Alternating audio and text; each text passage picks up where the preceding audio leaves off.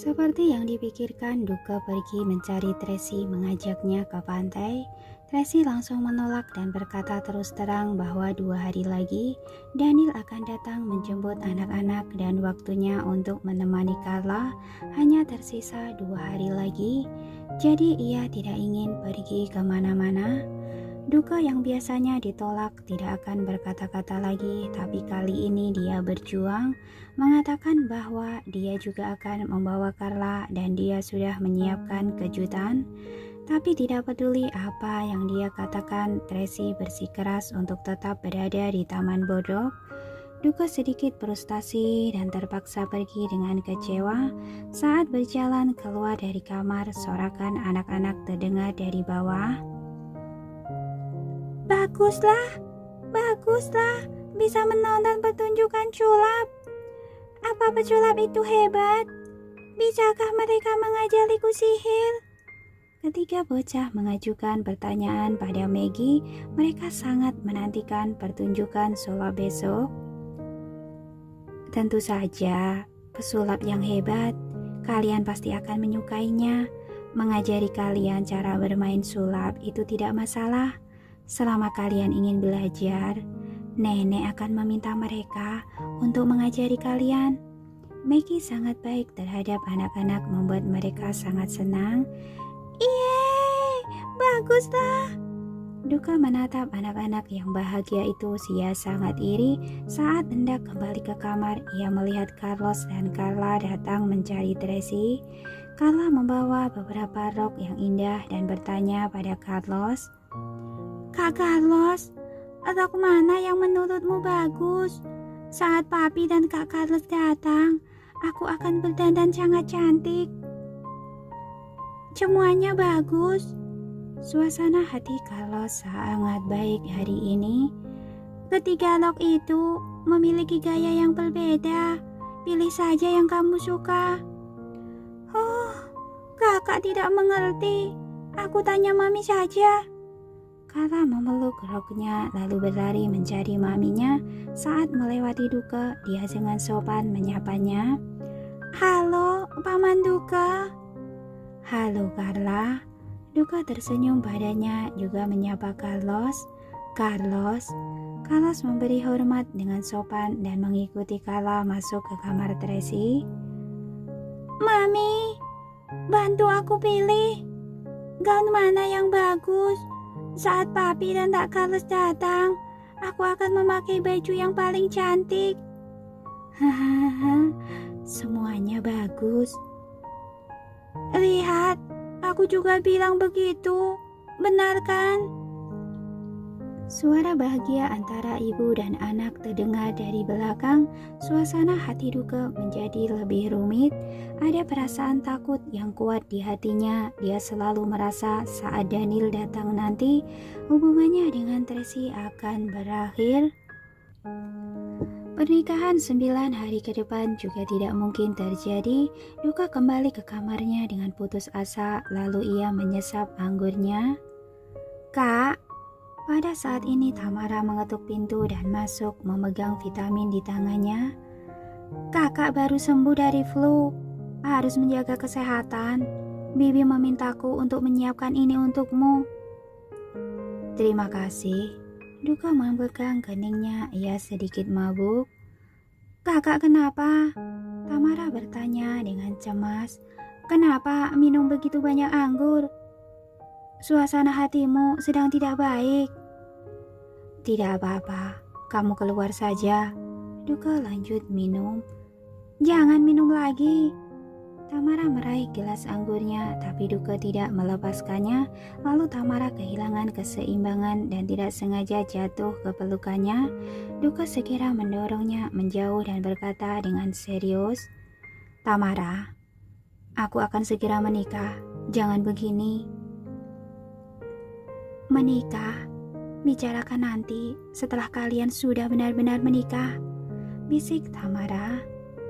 Apa kamu bilang? Duka menghela nafas dengan kesal. Tadi aku lewat kamar Nona Tracy dan mendengarnya berbicara di telepon. Perkataannya sangat mesra, bahkan dia memanggilnya dengan sebutan suamiku. Tamara membumbui. Menurutku, dia sama sekali belum melupakan mantan suaminya. Menunggu mantan suaminya datang, cinta mereka akan bersemi kembali. Tidak mungkin. Duka tiba-tiba panik meskipun hatinya mengatakan padanya bahwa Tracy bukan wanita seperti itu, tapi dia masih merasa tidak nyaman saat memikirkan hubungan Daniel dan Tracy. Sungguh, aku mendengarnya dengan telingaku sendiri. Tamara semakin berantusias. Aku juga dengar Nona Tracy memberitahu anak-anak bahwa hubungan kakak dan dia hanya sebatas teman baik. Dia tidak akan menikahimu dan akan menunggu papi mereka datang, sekeluarga bersatu kembali. Diam, jangan bicara lagi. Duka melemparkan gelas dengan marah. Tamara terkejut, ia berjongkok untuk membereskannya dan sengaja mengarahkan bokong buah persiknya yang montok ke arah Duka dengan sangat menggoda. Duka tercengang tapi dengan cepat menarik kembali pikirannya, memegang dahinya dan berkata dengan kesal, "Keluar!" "Kak, aku menyuruhmu keluar." Duka marah dan ini pertama kalinya dia marah pada Tamara. Tamara ketakutan dan buru-buru pergi sambil membawa nampan. Pada saat ini Maggie baru saja naik ke atas dan melihat Tamara keluar dari kamar Duka dengan panik. Ia segera bertanya, "Ada apa?" "Kakak sedang melampiaskan kekhawatirannya pada Anggur," Tamara berkata dengan mata merahnya. "Aku membujuknya agar tidak minum, tapi kakak tidak mendengarnya dan marah." "Oke, anggur jenis apa yang dia minum?" Maggie agak marah. Tamara melihat sekeliling dengan waspada, membungkuk dan berkata, "Mungkin karena ia mendengar kata-kata buruk, jadi mempengaruhi suasana hatinya." "Apa?" Maggie segera bertanya. Tamara mendekat ke telinganya dan berbisik, "Kakak dengar Nona Tracy memanggil mantan suaminya dengan sebutan suamiku, dan dia juga memberitahu anak-anak bahwa hubungannya dengan kakak hanya sebatas teman saja. Dia tidak akan menikahinya. Jadi kakak..." "Apa-apaan?" Maggie langsung marah. Dia tahu bahwa Tracy tidak punya perasaan pada Duka, tapi dia tidak menyangka Tracy malah menindas Duka seperti ini, sama sekali tidak mempedulikan perasaannya. Mungkinkah karena Daniel akan datang, dia menjadi lebih arogan? "Bibi, bujuklah kakak." Tamara tampak khawatir. "Tapi jangan bahas perkataan itu lagi. Dia benar-benar sangat terluka." Maggie berjalan cepat dan mendorong pintu kamar Duka. Melihat Duka sedang minum di sofa, dia sangat marah. "Apa yang kamu lakukan?" "Ibu, kenapa kesini?" Duka agak kesal. "Apa gunanya minum?" Maggie melangkah maju dan mengambil gelasnya sambil berteriak dengan marah. "Betapa hebatnya ayahmu dan aku, tapi kenapa bisa melahirkan orang yang tidak berguna sepertimu?" "Ada apa denganku?" Duka bingung. "Aku hanya minum anggur." "Saat musuh ada di depan mata, kamu seharusnya lebih bersemangat dan menunjukkan wajahmu." Maggie menggeram. "Pernikahan Tracy denganmu sudah resmi diumumkan. Sekarang dia adalah tunanganmu dan kamu berhak untuk menghentikannya. Jika kamu tidak ingin dia bertemu Daniel, kamu bisa langsung memberitahunya. Kenapa kamu malah minum anggur sendirian di sini?" "Aku tidak ingin memaksanya." Duka tertekan. "Lagi pula, aku tidak bisa menghentikannya. Bahkan jika aku bisa menghentikan Tracy, aku tidak bisa menghentikan Daniel." "Kamu..." Maggie tiba-tiba tersedak. Meskipun Duka minum banyak, pikirannya masih sangat jernih. "Kamu tenang saja. Pernikahan ini tetap akan dilangsungkan." Maggie mengubah sudut pandangnya dan menghiburnya. "Mami berjanji padamu, kamu dan Tracy akan menikah dengan lancar." "Benarkah?" Duka sedikit bersemangat tapi dengan cepat menjadi tenang kembali. "Bagaimana ibu bisa menjamin hal semacam ini?" "Aku bilang bisa, ya bisa." Maggie bersumpah. Tapi kamu harus patuh. Jangan melampiaskannya dengan minum anggur. Pergi mandi, tidur yang nyenyak. Besok harus kembali bersemangat. Temani anak-anak menonton pertunjukan sulap. Saat mendengar perkataan ini, dia mengira ibunya ingin dia menemani anak-anak untuk menenangkan hati Tracy. Dia tidak terlalu memikirkannya dan mengangguk. Iya, aku tahu. Siapkan air mandi untuk tuan muda. Baik. Setelah menghibur juga, Maggie meninggalkan kamar sambil menghela nafas. Dia bertanya-tanya apakah baik seperti ini, tapi sekarang dia melihat putranya seperti ini, hatinya menjadi tegas kembali. Butuh dorongan untuk mewujudkan pernikahan ini.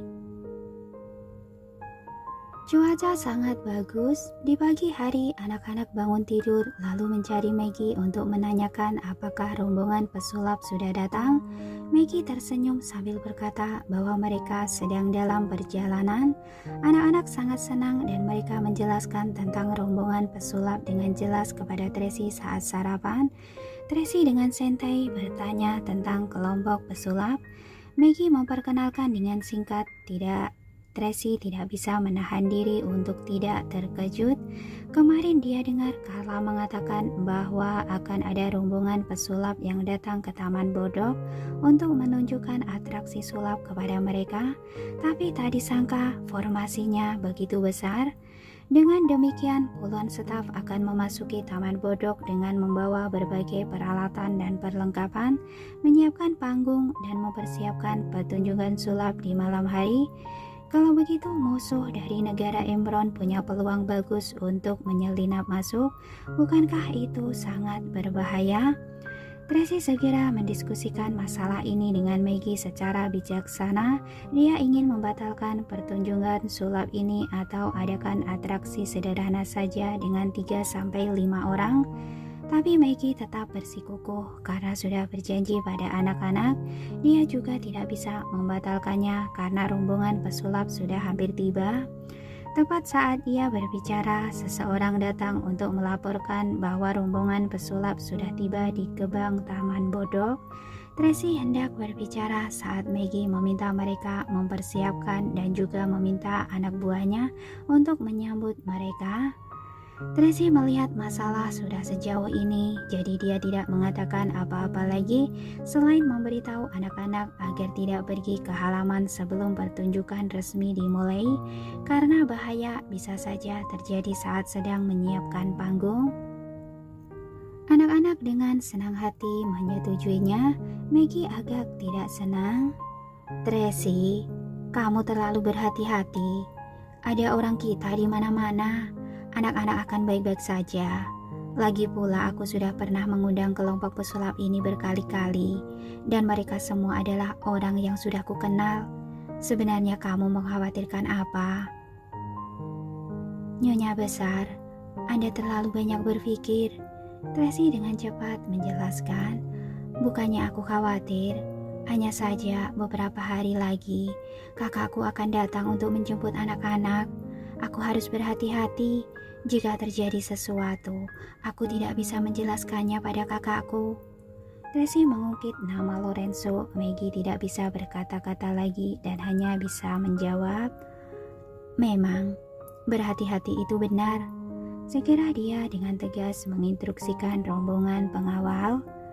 Semua orang harap perhatiannya. Hari ini ada orang luar yang memasuki Taman Bodok. Semua orang harus menjaga keselamatan sang putri dan pangeran kecil dengan baik. Jika terjadi sesuatu, kalian harus bertanggung jawab. Baik, semua orang menundukkan kepala menanggapinya. Terima kasih, Nyonya Besar. Tracy meletakkan peralatan makan lalu menyekam mulutnya menggunakan serbet dengan anggun. Aku sudah selesai makan dan ingin berjalan-jalan di taman. Pergilah. Maggie mengangguk. Tracy, aku temani. Duka buru-buru bangkit berdiri. Tidak perlu, aku ingin menelpon kakakku. Tracy menolak dengan sopan. Duka kembali duduk dengan kecewa. Ia samar-samar merasa akhir-akhir ini Tracy menjadi semakin dingin padanya. Maggie meliriknya sambil cemberut dan kehilangan nafsu makan. Anak-anak, kita pergi main Lego, oke? Paula membawa anak-anak ke ruang bermain sedangkan Carlos kembali ke kamar mengikuti kelas online. Hanya Maggie dan Duke yang tersisa di ruang makan beserta rombongan pengawal keluarga mereka. Maggie menghiburnya. Duke, jangan sedih. Semakin kamu seperti ini, semakin banyak wanita yang tidak menyukainya. Aku tahu. Duke mengangguk lalu menyemangati dirinya sendiri. Aku akan menemani anak-anak. Pergilah. Maggie memandang Duke dan tidak bisa menahan diri untuk tidak menghela nafas.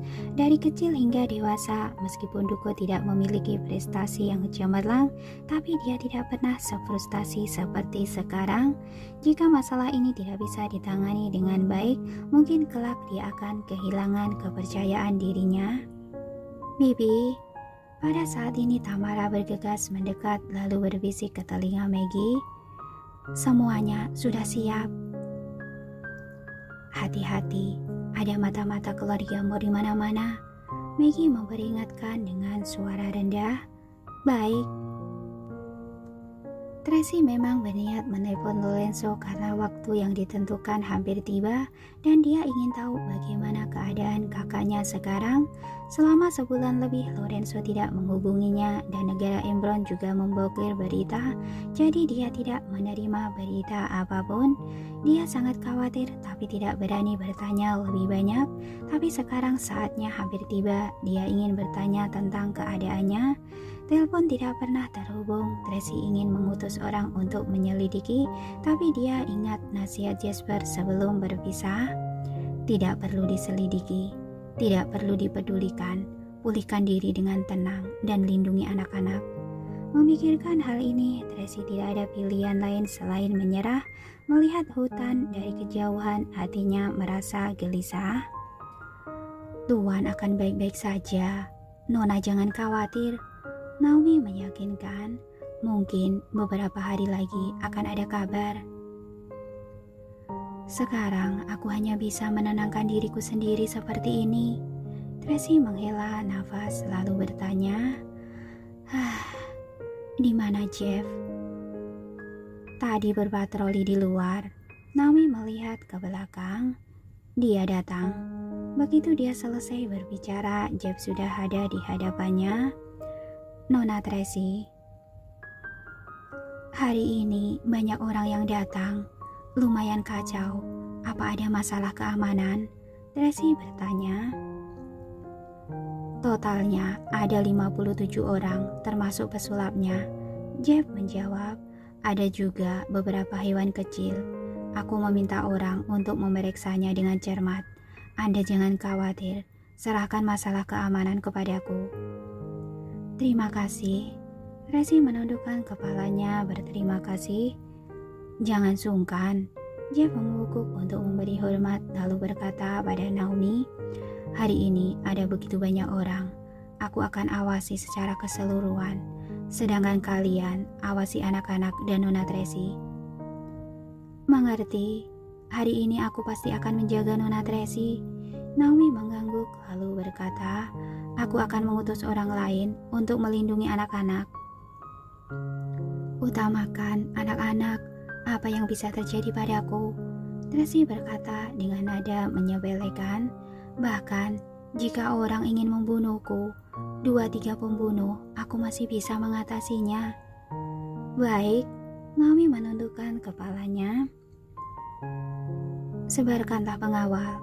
Malam ini kamu harus jaga anak-anak di semua sudut dan tidak boleh terjadi masalah. Desak Tracy lagi. Baik, aku pergi sekarang. Anda tidak perlu terlalu khawatir. Jeff meyakinkan. Bahkan jika ada orang yang benar-benar menyelinap ke rombongan pesulap, juga tidak akan terlalu banyak. Hanya beberapa orang saja. Masih bisa kita atasi. Iya, hati-hati. Tracy melihat punggung sulap yang sedang dibangun tidak jauh darinya. Dia selalu merasa agak gelisah. Oke, lanjutkanlah. Aku akan kembali setelah melihat Roxy. Oke. Jeff mengedipkan mata, memberi isyarat kepada kedua pengawal wanita untuk melindungi Tracy, lalu pergi. Tracy pergi mengunjungi Roxy. Akhir-akhir ini Roxy entah kenapa selalu mencuit-cuit logikinya. Kehujanan terakhir kali sudah terlalu lama dan tubuh sudah pulih sejak awal. Mungkinkah setelah 2 tahun dirawat di dalam rumah, dia berubah menjadi rentan? Apa salah makan? Pengawal wanita itu berkata dengan santai. Mungkin karena dia belum terbiasa dengan daging sapi Prancis. Kalimat ini segera mengingatkan Tracy. Dia segera meminta seseorang untuk mengambil sepotong daging kecil sapi yang dimakan oleh Roxy dan membawanya ke Dixon untuk diperiksa. Dia khawatir seseorang sengaja membuat Roxy sakit. Setelah urusan ini selesai, Tracy kembali menemani anak-anak. Pada saat ini, Duke sedang bermain Lego dengan anak-anak di ruang bermain. Dia membangun sebuah pesawat ruang angkasa dan anak-anak bertepuk tangan sambil bersorak. Paman Duke, hebat!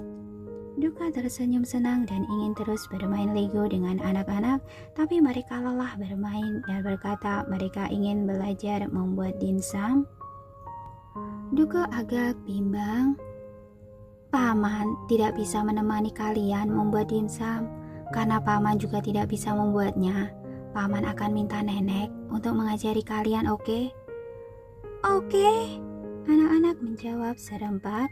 Duke mengantar anak-anak mencari Maggie, lalu berpapasan dengan Tracy. Dia tersenyum padanya dan pergi bersama anak-anak. Tracy memandang Duke yang sengaja mencoba untuk menjadi lebih tenang dan dia merasa sedikit bersalah. Tapi sekarang dia tidak mempedulikannya. Dia hanya ingin menghabiskan 2 hari ini dengan damai.